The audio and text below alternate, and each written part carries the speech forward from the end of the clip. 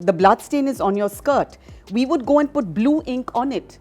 That means it was a matter of shame. Sex is not even about your pleasure. Sex is to have a baby, and you have to have a baby. And then if, God forbid, you spend some years not having it, there's 20 questions from the in-laws and the family. But, kya problem hai? Kyun nahi ho raha? It's a huge pressure. And I think it's a pretty, must be, I don't think any director has gone nude on a set to direct a scene. I don't know, in world cinema. So that was something unique, because if it had been a man, it doesn't work. If he took off his shirt, who cares? It's that I showed my breast, so she showed her breast. Correct. Okay. A girl came from Berkeley on an education abroad program to India, and her name was Cheryl. And like 6 months into it or whatever, like we realized that we are in love with each other. It's not just that we are best friends, like I'm best friends with my 5 other women best friends who I love. There was a difference, I could tell. There was an excitement, and then we used to sleep in the same bed together and cuddle, and then if our bodies touched, there was that electricity that went through my body. And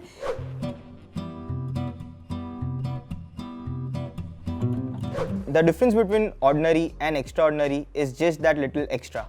As Women's Day is round the corner, we speak to the women who have broken stereotype at every step of the journey. Today we have with us Shonali Bose, who through her directorials Amu, The Sky is Pink and Margarita With A Straw put India on the global map. Welcome to PINKVILLA, ma'am. thank you so much.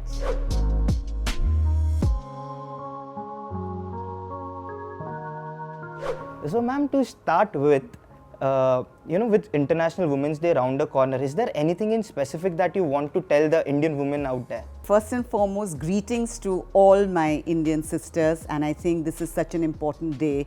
But today I thought I'd do something lighter, and talk about something very light and trifle about women, what I want to say to Indian women. And I came up with 5 M's, because M, Mahila. Mahila is with an M, and so Mahila say I came up with 5 M's that I want to talk about. Okay. The first M is mamme. So mamme, as you all know in Hindi, mamme means breasts. And what I wanted to say about this is that it is just horrifying to me how fetishized women's breasts are, considering that they are such a crucial source of nurturing and feeding of a baby that is born to us, right? Yeah. So breastfeeding, because this was very big for me. When my first child, Ishan, was born, I was living in LA at the time. And 2 weeks after his death, I went back to film school. I was at the UCLA Film School. And so I'll tell you the scene that was happening. I was in the middle of directing a sort of a television scene. There, bunch of actors out there, 3 cameras just like this set up here. And I have a male technical director, male assistant director on either side, ton of people around me. And my sister, who was also in film school with me, had the baby. And he started wailing, and she just brought him in. I'm in the middle of directing. She hands the baby to me. So I'm in the middle of directing, ready to go, camera 2, go camera 2. And I pick up my dress, put the babies, just put the thing, he's going like that. And I'm like, camera 2. And I'm like you, if it was you sitting next to me, just sitting like this and not knowing, आँखें वहाँ डाल सकते कि नहीं डाल सकते, कहाँ देखें हम, ये औरत अपने दूध खिला रही है बच्चे को. It was such a shocking thing to young American boys, because I think people don't see breastfeeding in America. See, for us, middle and upper class women are meant to breastfeed inside. We are sitting with guests. Suppose I had a baby right now, and the baby's hungry, but I have to do this interview, and we only have half an hour to do the interview. I'm going to feed the baby. I'm going to do that, or their guests here. But what are you supposed to do? You have to go away inside, nobody should see you, and you breastfeed the baby. So this was something, the first big no-no to me. And for this, I have a special surprise for our viewers and for PINKVILLA, which is to show you my pink bra, because you're PINKVILLA. Now, this is a relic from my past. This is a relic from my past, okay? This happens to be a Spanx bra. It was $70, so I'm actually unable to burn the bra. You see, it's thickly padded, and it has wire. It has wire here, and it's thickly padded. Now, women's bras. So there's some women who are heavy built and they feel they need the support. But let me just tell you straight, flat out, because women in the fields, etc., they don't have, a wire and all. They wear their blouses, they have to do agricultural labor. What are these bras existing for? They exist as a form of complete oppression on our bodies, because somehow the beauty of a woman is your boobs are upright. So what does the wire do? See, now look, I'm 55. I'm naturally sagging and I have small breasts. It's sagging. Now, when I was 45, for this interview, I'd have worn this bra. I'd have given myself lift, you know, go to a part. That's what probably secretly kept it that agar koi lift dena hai to rakhna chahiye ek bra. I mean, it's ridiculous. I don't wear bras anymore and it's so freeing. But the thing that in my 30s and 20s, 30s, 40s that I wore a bra, why? So that my breasts are upright. And then you buy a padded bra, it's more expensive so that, you know, you have a small breast, it should look more. This is so ridiculous. This is taking the fetishization of breast to a whole nother level that your beauty, how you look is about how your boobs are looking. So it's about objectifying, you know, a part of your body and that this is the way the body has to be, right? Your body has to have upright thing. And as you age, your breast can't be upright. Yeah. It's again, it cannot be upright. It is going to droop. So, but beauty is not, and look at the women who go through, you know, Botox, all kinds of painful surgeries. Number one, if you have breast cancer, 8 are dangerous, difficult, painful surgery to put artificial breasts because your notion of being a woman is that, right?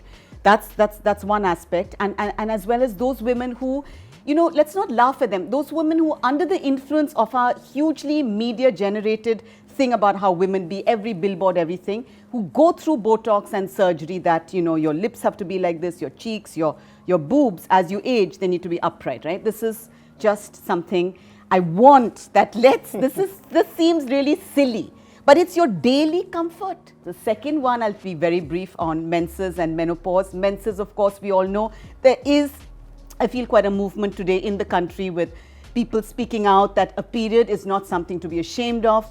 But you know, when I was a young girl, like when we were in school, and this is an all-girls school, if we had our period and the blood stain is on your skirt, we would go and put blue ink on it. That means it was a matter of shame, but it's just blood. It's blood. Like if you get cut, are you going to be ashamed of the blood from your toe? But you're ashamed of the blood from the period, you know? If you stain the sheet, it's like nobody in the household should get to know, certainly not the men folk, right? There is a terrible shame that when I was a young girl, that was there. Oh my God, to buy a sanitary napkin in a shop, like if you had to go and do it yourself, like you just don't want to look the guy in the eye and say, ha, ek stay free packet, and you know, it's just awful, like really. So there. But I want to say about menopause because now I've just gone into menopause. There's this whole mythology and ridiculous notion that when you go into menopause, somehow your sexuality ends. You cease to be a sexual being. Our association with the word menopause is of a dried up woman. That is essentially what it means. It just means that, you know, you're just end, like it's an end. Yeah. And so you're at this, you go through this horror of having a period, and then, you know, when it ends, it's supposed to be something you dread. So most people have dreaded that, oh God, I don't want menopause to come, right? Not only because they have hormonal heat flushes or anything, but just because somehow it means that it's the end of womanhood for them. You know, a sexual womanhood, that's what it means. And for me, I was just praying from 50, I was 50, 51, I'm like, please, can menopause start? How long will I bloody be going on bleeding? 52, 53, 54, you know. I had to finally have a minor sort of something was inserted to just because they felt it's cancerous. Like if you keep having estrogen coming out of your body in excessively bleeding, it's dangerous for you. Otherwise, I wouldn't do it. But I had to have something to bring on menopause. Luckily, I've not had any of the hormonal things that come along with it. But that is also a thing that women, we go through hormonal changes when we either have our period or we have menopause. And this is the whole joke that even stand-up comedians make. Oh yeah, you must be having your period. That's why you're being a bitch, right? I mean, that's just like, please stop, okay? It's true. There are hormonal things and affects your mood. It does. But we use it also, you know. It's so easy to just say, yeah, I'm in a bad mood, and you're just like, yeah, menopause, I have my period.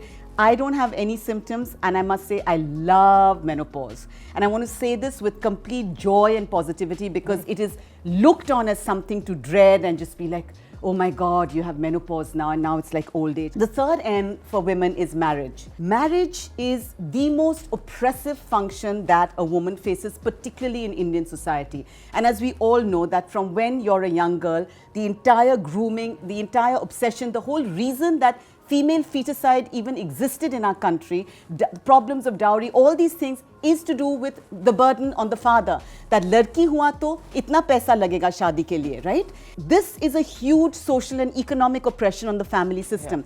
If we look at the origins of marriage, the origin of marriage is really patriarchy and the perpetuation of patriarchy and the propagation of private property. Private property going from father to son to son to son. You know, women were never even part of the picture, right? So it played a role at the time of feudalism and, you know, coming into capitalism. It played a specific role. The family unit is entirely to do with property. Today, it makes zero sense. For today's generation, like, let me just tell you, and I'm again speaking, you know, not from a working class point of view, but from my class, privilege of my upper class, the majority of my friends, whether in school or college, most of them are separated or divorced. And if they're not, they're just like, hi, how lucky you are. I just don't have the energy or the strength to go through it with, you know, it's that because it's like, it's too restrictive. It's really too restrictive on your sexuality. It's restrictive firstly because is monogamy really something natural? I don't think so. Can you just be sexually with one human being for your entire life? It's not natural. So then it becomes the other M, which is about morality. And dare a woman stray from her marriage vows and have a sexual relationship? Oh my God. But if a man does, men do it, you know, or say a woman has multiple partners, she's a whore. If a man has multiple partners, he's a rake, and a rake is something sexy and cool. So morality, again, the way to do with, you know, marriage and sexuality is so, you know, a stone pressed down on women. And I think marriage, when you're just married off young, you have to be the person who, basically, you're an unpaid domestic help.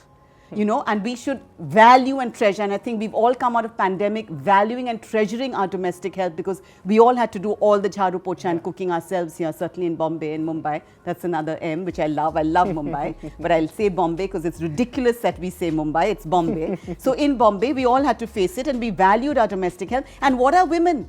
Women are unpaid domestic help. You are not paid.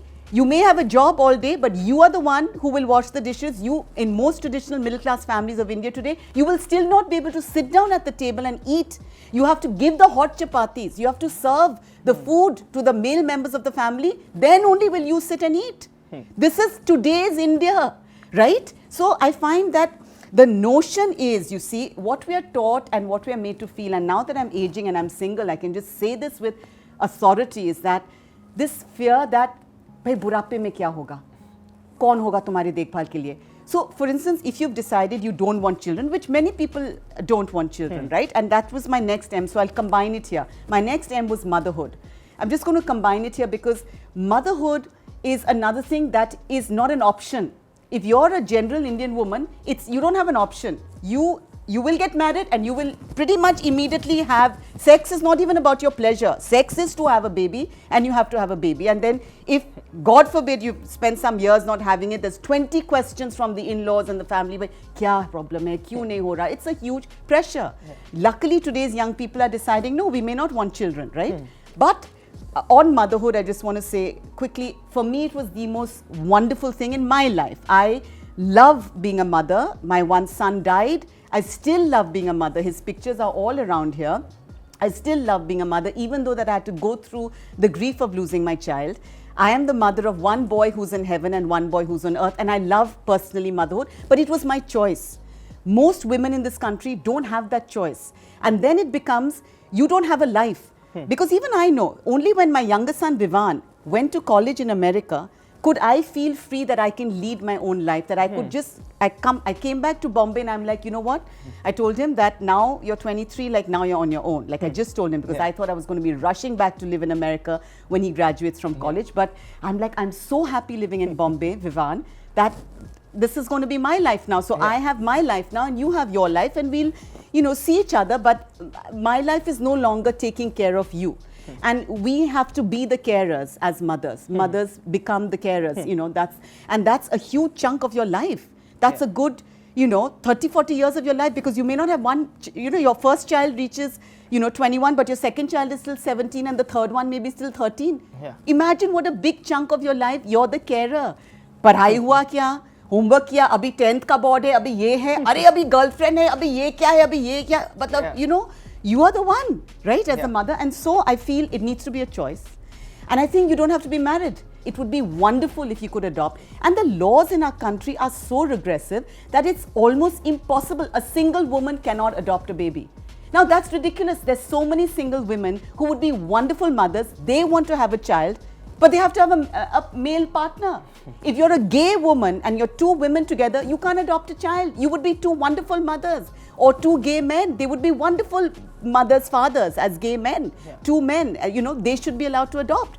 And finally, the last, most radical aim for women is masturbation. So this is an absolute no word that we can't use or talk about at all. And that's why in Margarita with a Straw, I put in a very sensitive and delicate scene where the young woman who's a teenager, she's not just a teenager, but she is a disabled teenager in a wheelchair. So leave alone the fact that we are supposed to have the mythology in India, certainly, that women don't masturbate. Men, we see it in films all the time. There are jokes all the time. We just know all that every second a man has to masturbate, a young man especially. God forbid, if a woman can talk about it or speak about it, that's something to do, that's shameful. A disabled woman's body is considered asexual. They're not a sexual being. And the entire myth I was smashing with Margarita with a Straw is that even if you're in a wheelchair, you're still a sexual being. You have romantic needs and physical needs. And so in a very beautiful scene, Laila, played by Kalki brilliantly, turns her wheelchair from the camera, and she, so her back is to the camera, but she's, pleasuring herself. And I thought it was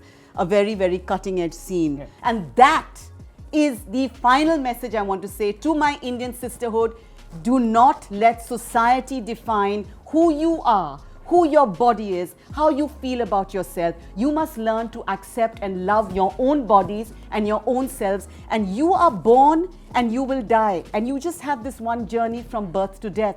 And so you need to lead your life on your terms, not on your parents' terms, not on your peers' terms, and not on society's terms. So happy International Women's Day to all of you. That was wonderful. That was actually wonderful. Is there any incident that is unique to you being a woman director from the sets of any of your films? Like just me being a woman. Yeah, just quickly on that, because I'm so glad you're not asking me this typical question that I'm always asked, that have I faced anything as a woman director, just because it's done to that. I actually didn't. And that's so interesting that but I love your question, because actually one thing comes to mind now that you're saying it, that as a woman director, what did I do? So in Margarita with a Straw, my characters face nudity a couple of times. Yeah. And these actresses, Laila and Khanum, are being played by the fearless Sayani Gupta, and that was her debut. We launched Sayani, who's of course become so well known with lots of wonderful work she's doing, and Kalki. Kalki, absolute delight is Laila. Kalki said, Shonali, I'm not at all scared about doing the lovemaking scenes. I'm just worried that will I be able to pull off cerebral palsy? I've been nude on stage. I'm not worried about this at all. Now, cut to, we are shooting on the sets, and before we got to Kalki's nudity scene, we had Sayani's. That was the first. So this is a scene, for those of you who haven't seen it, this is a scene in America, in New York, in the women's changing room attached to a swimming pool.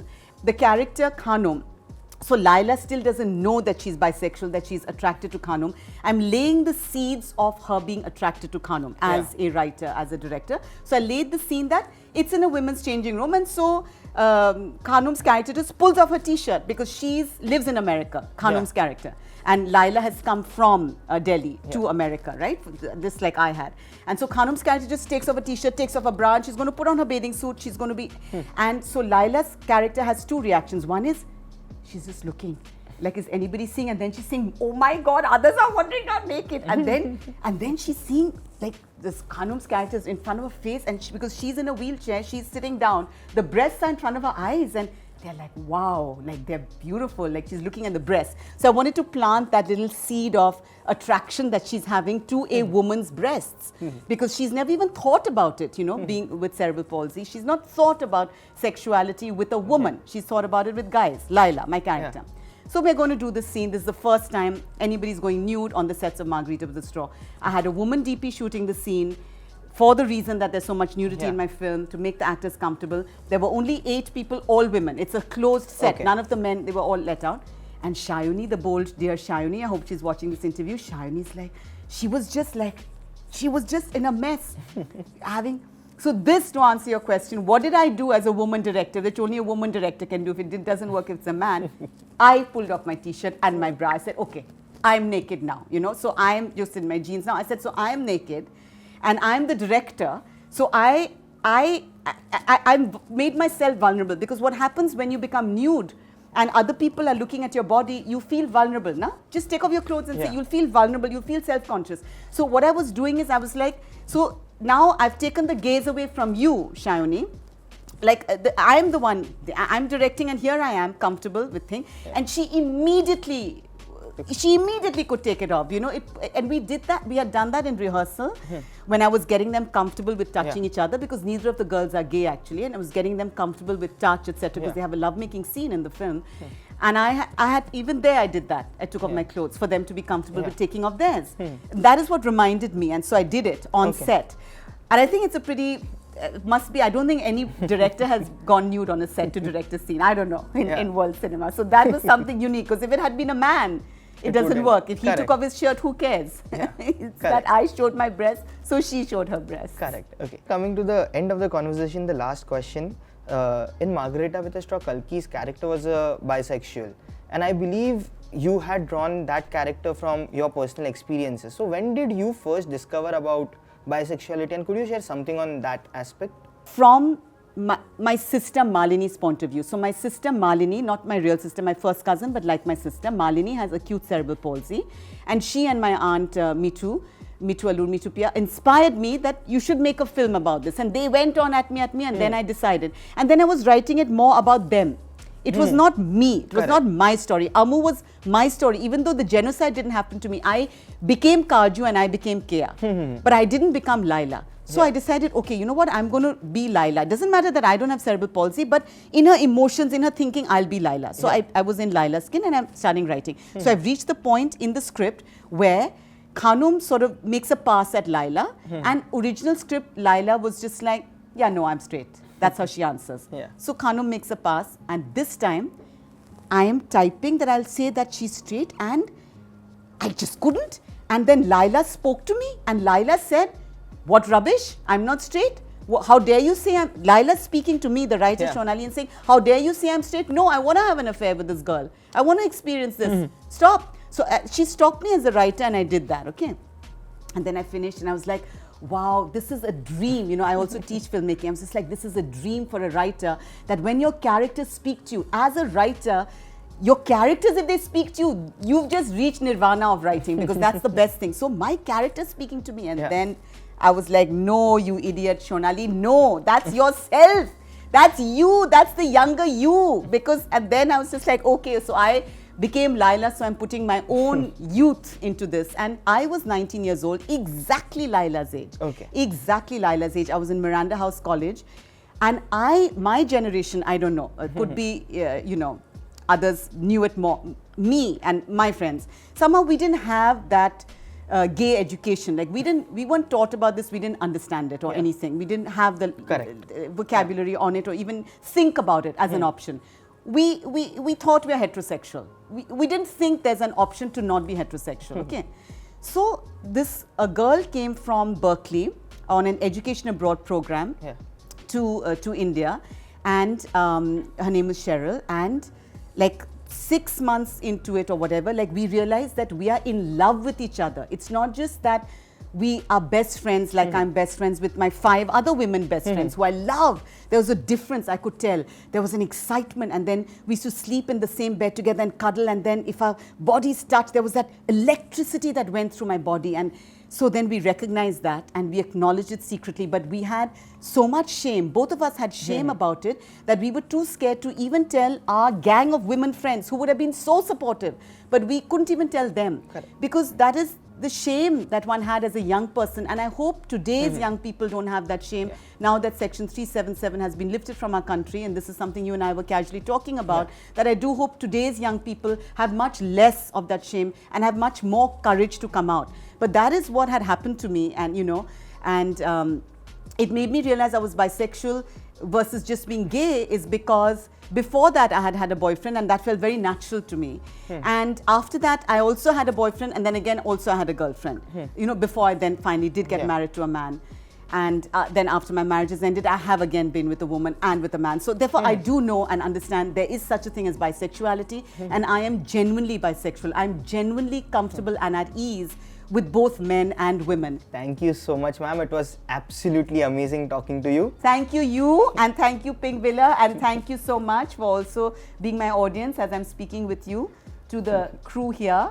And I really enjoyed it. Pink Villa, I've always enjoyed giving my interviews to you guys, and here you have a bright new young man. I've loved talking to you, Himesh. Thank you so much, ma'am. Yeah. Thank you. Yeah. Hi, this is Shonali Bose. If you enjoyed our delightful conversation today as much as I did, then please like, share and subscribe to Pink Villa.